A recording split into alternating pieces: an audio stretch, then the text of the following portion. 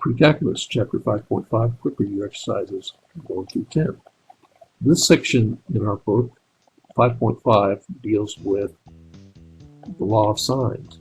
And so this exercise set is a preliminary skill review of what would help in section 5.5.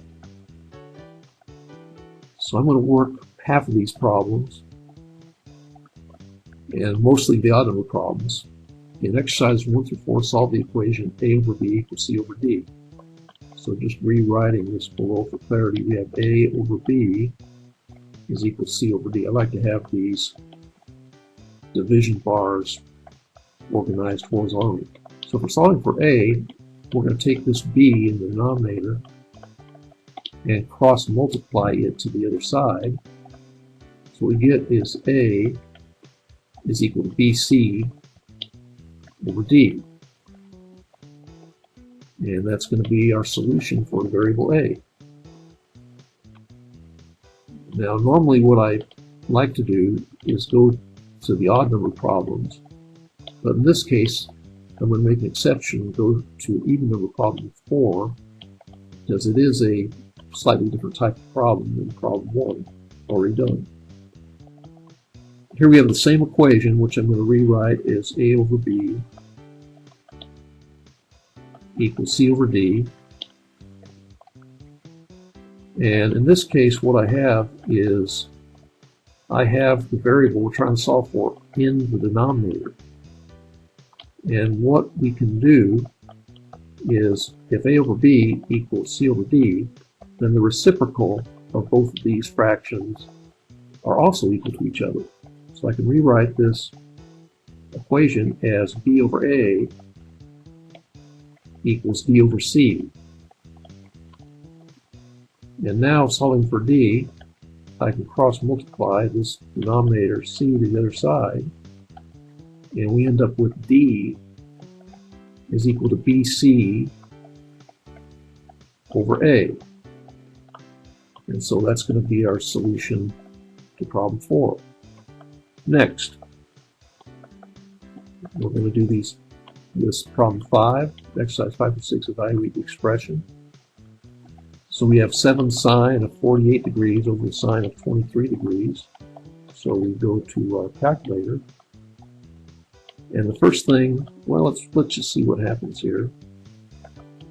If we go to alpha,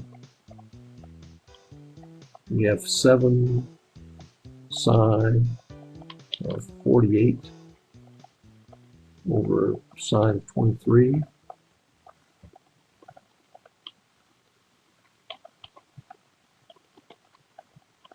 And we get this number here. Now there's nothing really strange in this number to indicate that something is amiss, but there is something amiss. And what is amiss is I neglected to change the angle unit from radian, which is the standard calculator, to degrees. So let's go ahead and do that. Let's hopefully catch something that looked like a big mistake. So we changed to degrees, and now we're going to get the correct answer, I hope. So it's the same process. We have 7 sine 48 degrees divided by sine 23 degrees. And we have, rounded to the nearest hundredths place, we have 13.31. So we'll say, and again, this is going to be a decimal approximation, say 13.31 rounded to the hundredths place.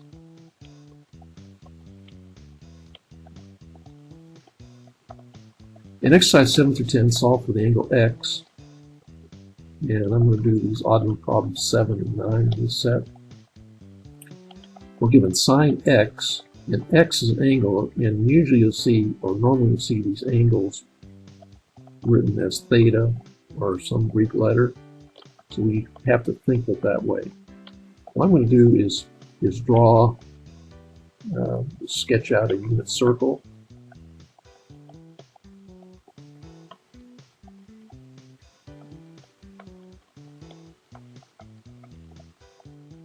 Okay, so we have that circle superposed on XY coordinate plane like this. So on the XY coordinate plane we have X and Y, but in this case we're given an angle measure being X. So we're trying to find the angle whose sine value or Y value is 0.3, and so I'm going to go ahead and draw a horizontal line here, dashed line, and I'll label this as Y equals 0.3. And how do I know it's about here? The reason I know that is because the very top unit circle is the coordinate pair 0, 1, meaning the cosine value at this point is 0, the sine value, which we're interested in now, is 1. And so angle X is going to be this angle between 0 and 90 degrees in the first quadrant. I'm going to label that X, where the sine of that angle is 0.3. And so rewriting this equation, sine X equals 0.3, how do we solve for X? What we can do to solve for X on the left side is take the inverse of the sine X. And so the inverse of sine X is going to be X. And doing the same thing on the right side of the equation, you can have right side is the inverse sine of 0.3.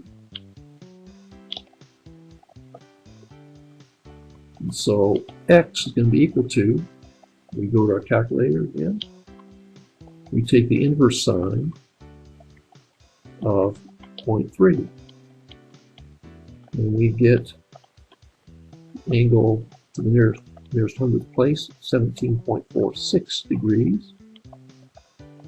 We say 17.46 degrees.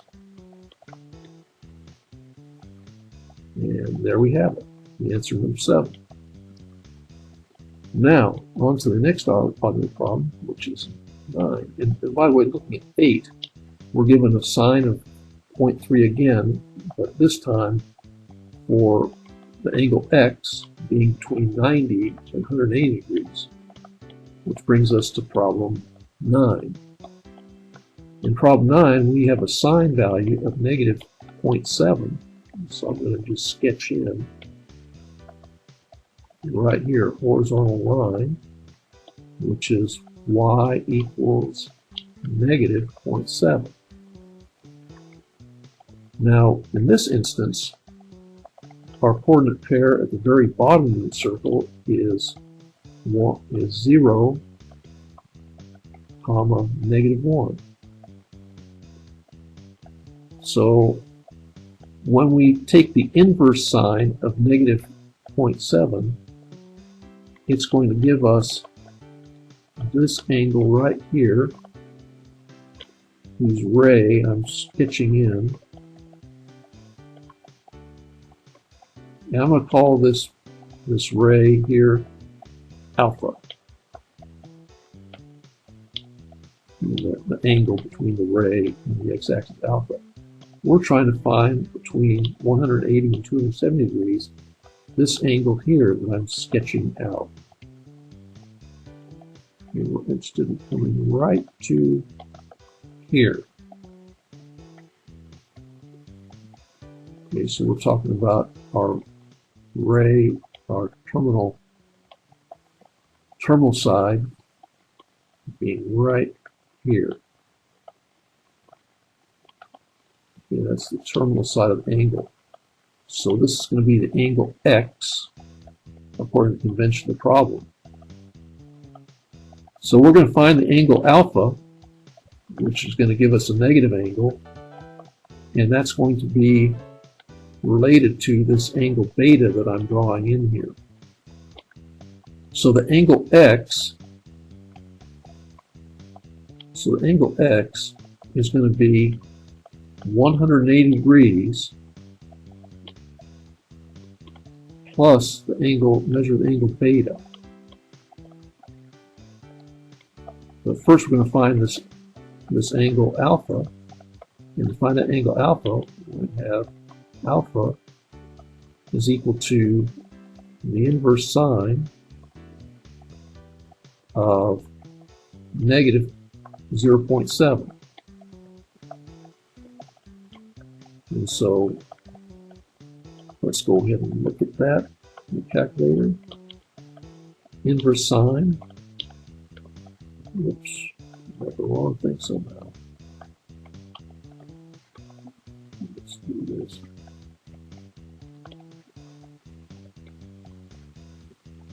There we go. Negative 0.7.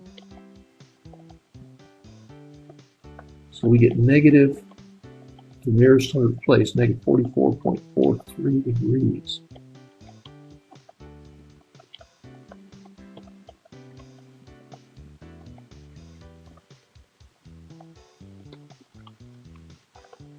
And the reference angle is going to be this one right here, beta, which is going to be positive.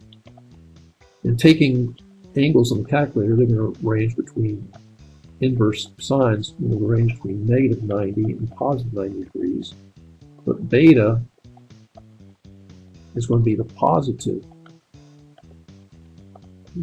version of that angle, so 44.43 degrees.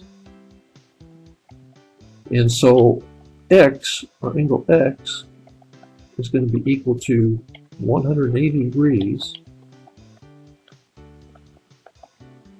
plus 44.43 degrees